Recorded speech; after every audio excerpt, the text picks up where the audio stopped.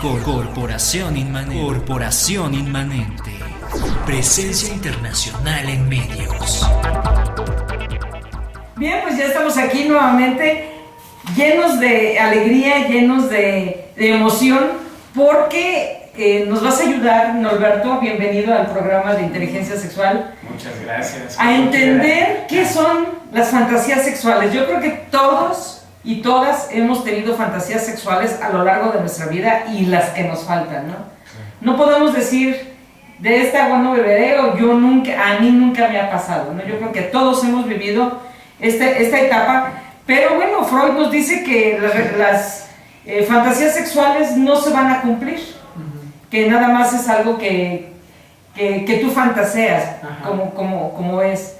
Pero bueno, tú estás estudiando tu maestría en torno a la sexualidad humana, y bueno, ayúdanos a entender esta parte de saber qué son las fantasías, de dónde surgen, quién sueña, quién empieza aquí a hacer cosas con la mente y a veces pues las llevamos a cabo, ¿no? O sea, esta parte de que nada más son fantasías y no las llevas a la realidad, creo que ya es como que un poquito lejos, ¿no? Yo creo que hay muchas personas que se empeñan y algunas más que esta fantasía se convierte en una obsesión. Ayúdanos a entender eso, primeramente, ¿qué son las fantasías? Bueno, son millones de cosas las que acabas de plantear, que nos da, si quieres que organicemos un taller de 8 horas, con lo que acabas de plantear, sale de 8 horas.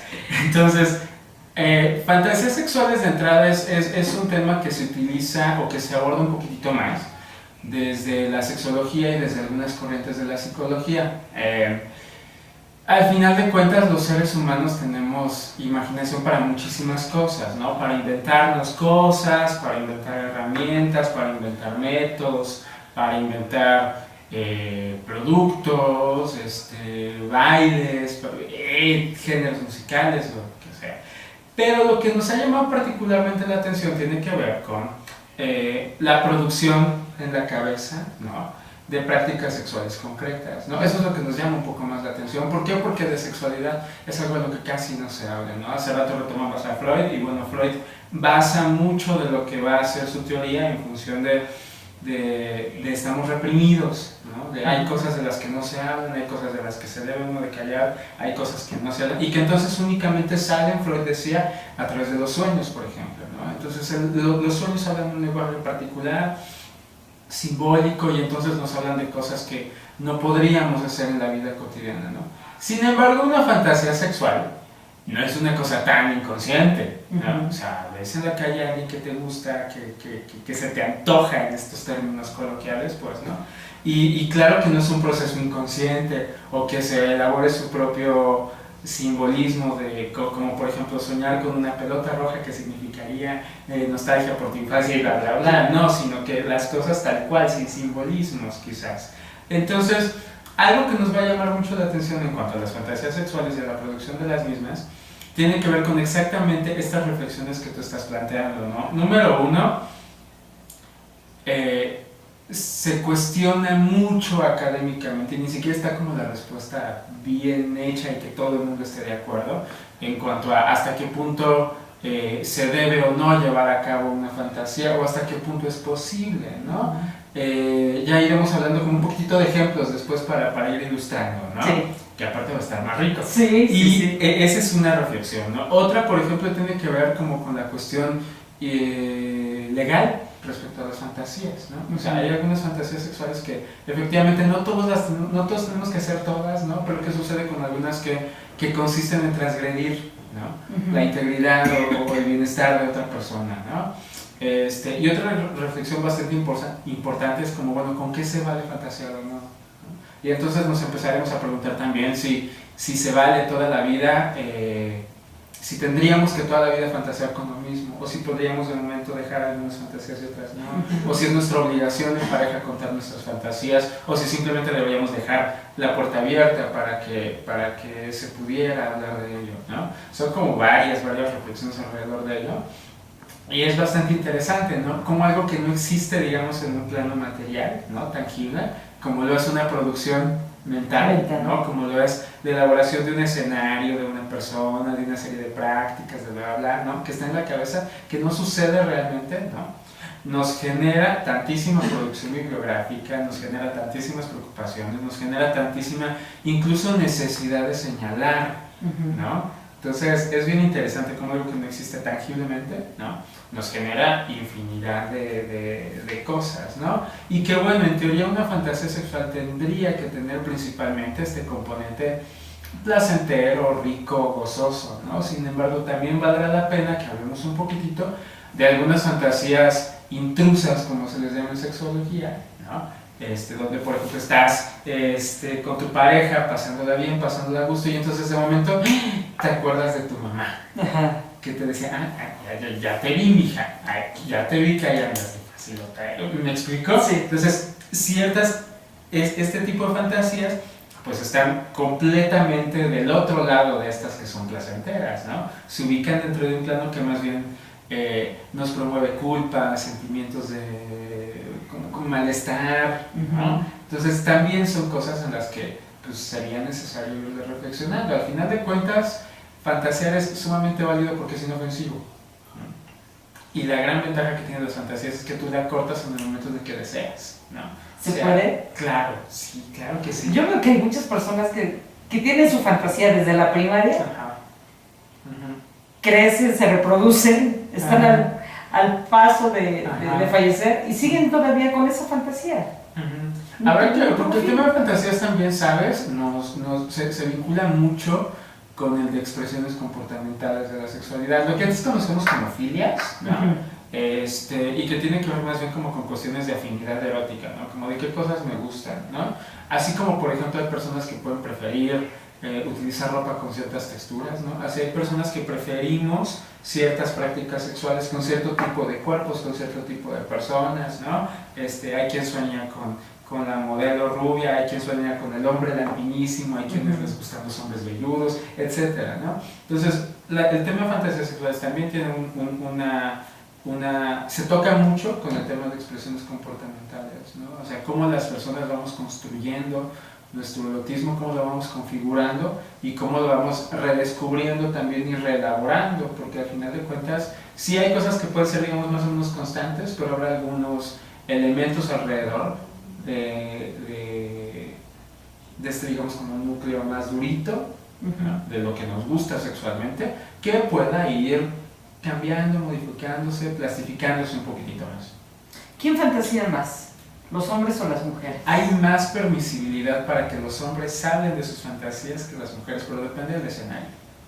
Bueno, claro. Aquí yo estoy diciendo de que hable. Claro, pero de que los expresen. Claro, porque, o sea, al final de cuentas, las personas, o sea, fantasear es de personas, no de hombres o mujeres, ¿no? Desear es de personas, más que de hombres o mujeres, ¿no? Desear tener relaciones sexuales, necesitar de momento un apapacho, una caricia en una zona erógena, antojo de un orgasmo, eso es de personas, no es tanto como de hombres o mujeres, ¿no? Pero lo que sí es importante reconocer, ¿no? Es que pues, en la sociedad en la que estamos, ¿no? Que es bastante machista, que es bastante persinadita, que es bastante complicada, ¿no? Y donde a la mujer únicamente se le da el chance de ejercer su sexualidad si va a ser mamá, o si está enamorada, o si está casada, ¿no? Entonces no hay como mucho chance para que una mujer hable abiertamente de sus fantasías sexuales sin ser regañada o tachada de lo que se te ocurra, ¿no? En el caso de los hombres es un poquito más sencillo, también siempre y cuando cumpla con ciertas reglas, ¿no? Va a ser muy difícil que en estos ambientes tan digamos, rígidos, heteronormados, machistas, homofóbicos, un hombre acepte abiertamente que sí le gustaría de momento agarrarse un encontronazo con otro hombre, eróticamente hablando, ¿no? Entonces, con pincitas también, ¿no? O sea, hay cosas con las que es políticamente correcto fantasear también, y eso es importante considerar. A ver, vamos poniendo ya ejemplos y vamos así como para que la gente y yo nos vayamos adentrando más en este tema. ¿Qué es lo permitido, qué es lo no permitido? Hay muchas cosas que son permitidas y muchas cosas que no, en cuanto a lo que se puede o no hablar socialmente, ¿no? Freud decía que de sexualidad no se habla nadita, Y luego Michel Foucault, que por cierto hoy sería su cumpleaños, Uh-huh. hace un libro que se llama Historia de la Sexualidad. Y él hace una revisión como de cómo se construye el término de sexualidad, ¿no? Porque la palabra es nueva. Y entonces él dice, no, momento, no es tanto que la gente se reprima, no es tanto que no se hable de sexualidad, es que se habla con un código muy específico, ¿sí? Donde las prácticas sexuales están muy bien administradas y van dirigidas a lo reproductivo, lo heterosexual, dentro de la alcoba matrimonial de una casa, etc., ¿no? Entonces, no es que no se hable de sexualidad, es que se habla como con esas miras, ¿no? Entonces, básicamente de lo que más se puede hablar es de lo que menos se pueda desviar de este esquema, ¿no? Entonces, por ejemplo, pues es un poquitito más válido fantasear entre mujeres, o sea, es mucho más políticamente correcto, por ejemplo, escuchar a una chica, una mujer que fantasee con Chris Hemsworth, el actor que personifica a Thor en los Avengers, ¿no? Altísimo, con pinta de vikingo, grandísimo, a que por ejemplo fantasee con, pues no sé, quizás con alguien que tenga sobrepeso o alguien que tenga sobrepeso, porque no tiene como esta valoración de hermoso, ¿no? Frente a otras, frente a otros modelos corporales, ¿no? Entonces, más o menos un poquito por ahí, ¿no? Hablemos de, por ejemplo, fantasías que salen de este esquema de relaciones sexuales de pareja, ¿no? Fantasías en las cuales estamos hablando de tríos o de sexo grupal, pues van a ser un poquitito más complicadas de hablar en espacios muy abiertos, a, por ejemplo, decir que se te antoja un famoso, pues, ¿no?